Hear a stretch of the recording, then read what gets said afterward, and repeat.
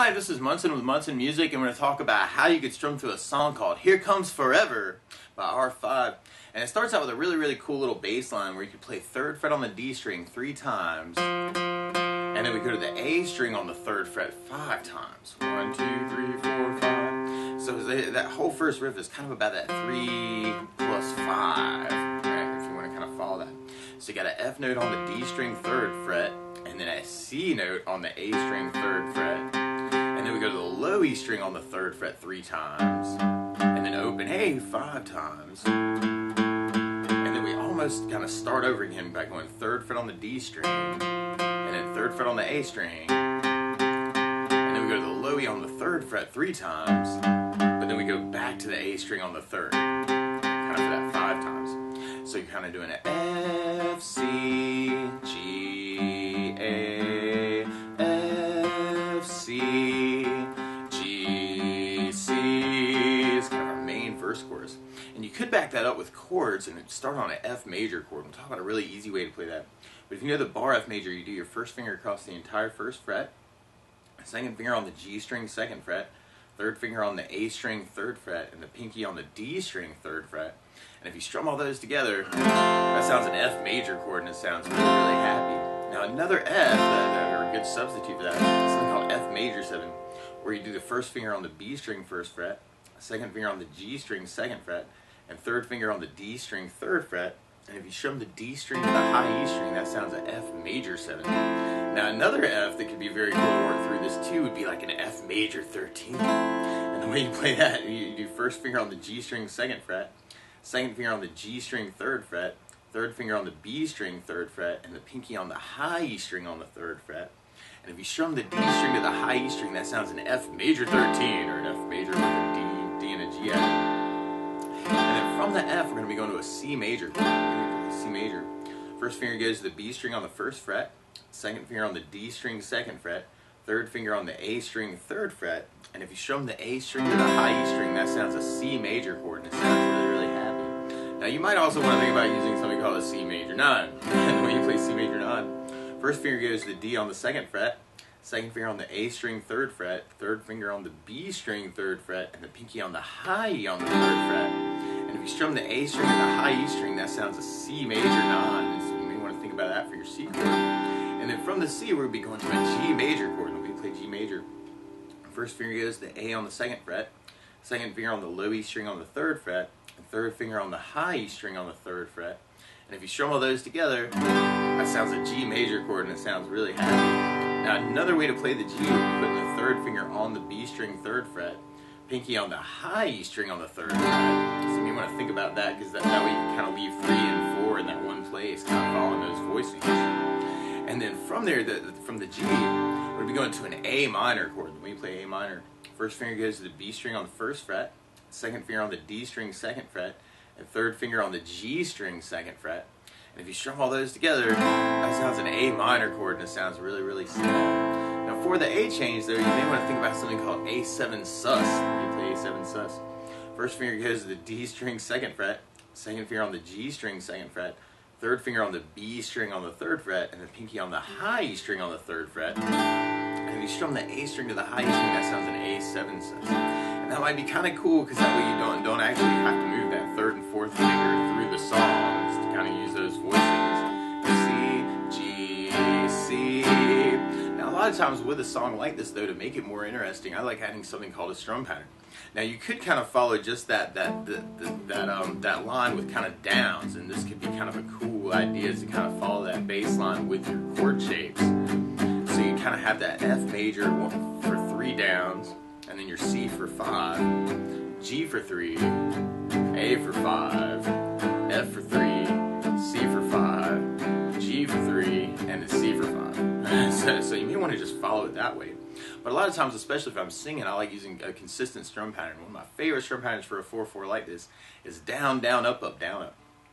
So if you took the F and just tried that a lot, you'd have down, down, up, down, up, down, down, up, down, up, down, down, up, down, up. Now the weird part is with that particular strum pattern, it's going to feel like we do a down, down on the 1st chord, and then go into kind of an up, up, down on our next chord through the song, just because of that 3 3+5 idea.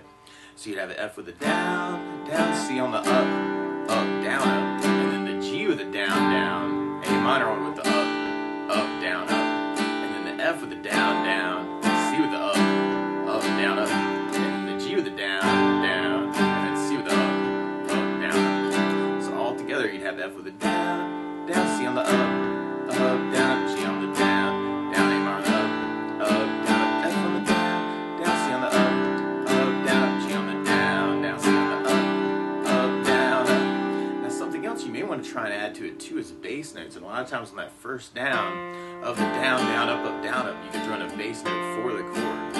So on the F, if you're doing the F major 13 or the F major 7, you'd have the D for your bass. If you're doing the bar F, you'd have the low E string for your bass.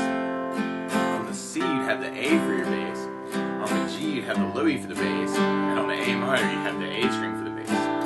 So you could kind of throw in basses through the progression too and have F with the bass, down, C on the up, down, G with the low E down, or C on, or A minor on the down, F with the bass, down, C on the up, down, G with low E bass, down, C on the up, down, F with the bass, down, C on the up, down, G with low E bass, down, A on the down, F with the bass, down, C on the down, G with low E bass, down, C on the down, up. Now that seems really crazy to you.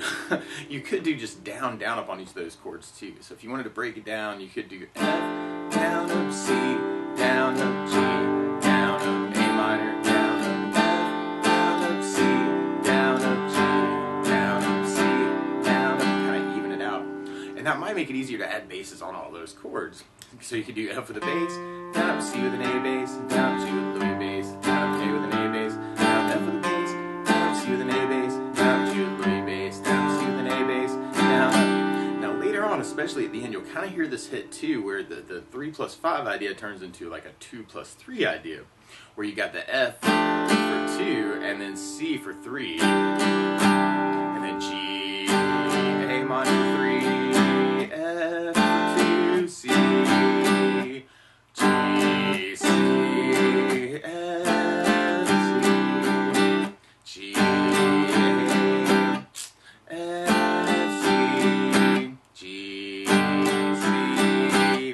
F, 1, 2, C, 1, 2, 3, G, 1, 2, A, 1, 2, 3, F, 1, 2, C, 1, 2, 3, G, 1, 2, C, 1, 2, 3. So you want to kind of play around with that too.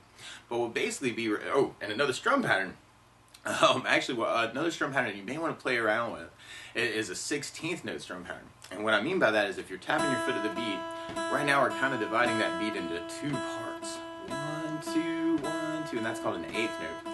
What a 16th note is where you divide that foot tap into 4 parts. 1, 2, 3, 4, 1, 2, 3, 4. And one of my favorite 16th note strum patterns is a long down, down, down, up, down, down, up, down, up. And what I mean by that is if you take the F and do it down for 4, 1, 2, 3, 4, 1, 2, 3, 4, 1, 2, 3, 4, that's what you'd be doing on the first beat. Then on the second beat, you do it down on 1, down on 3, up on 4. So if you're going 1, 2, 3, 4, down, down, up, down, down, up, down, down, up. And then on the third beat, you'd be doing an up on 2, down on 3. So you're going 1, 2, 3, 4, 1, up, down, 1, up, down, 1, up, down. And then on the last beat, you'd be going down, up, right along with the 1, 2, 3, 4. So down, up, down, up, down, up, down, up, down, up, down, up. So all together, you got down, down, down, up, down, down, up, down, up, down, down, down, up, down, down, up, down, up, down, down, down, up, down, down, up, down, up. So you could kind of take that strum pattern and then half it through it too. And you'd have F with the down, down, down, up, and then C with the up, down, down, up, down, up.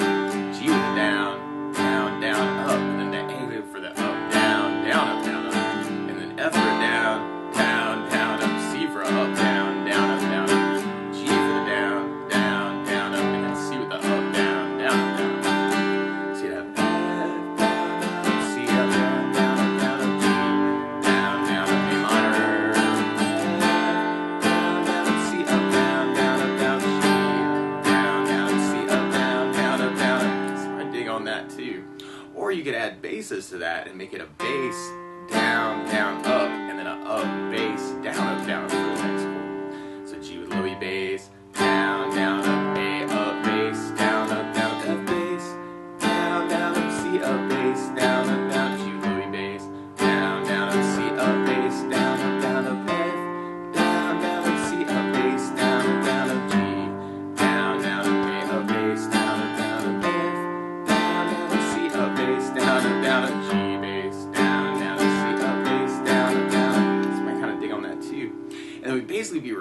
exact progression until we get to our bridge. And on our bridge, we start on the A minor, and then we go to the G major, and then we go to the C, and then we go to F, and then we go to A minor, and then we go to G major, and kind of do this big build up on the G major at the very end. So you could do that with your whole strum pattern. You could have the bass down, up, down, up with the A minor with an A bass down, up, down, G with low E bass down, up, down, C with an A bass down, up, down, F with the bass down, up, down, A minor with an A bass down, up, down, G with low E bass down, up, down, G with low E bass down, up, down, G. Or you want to kind of do downs on that last G to lead you back into the progression. Or we could try that with our 16th pattern and have A minor, G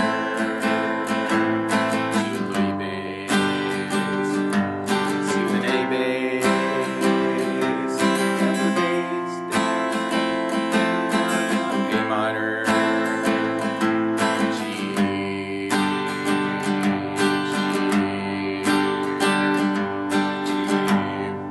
Now also through that part though, you'll kind of hear some little arpeggios in the background. What an arpeggio is broken chord.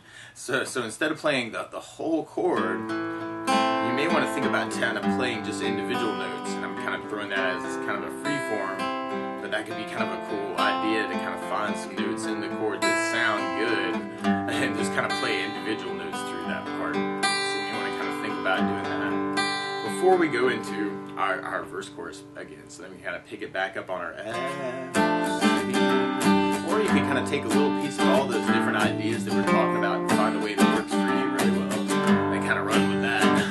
Kind of make the tune your own too. If you do some other licks around these chords, that could be a cool way to kind of throw it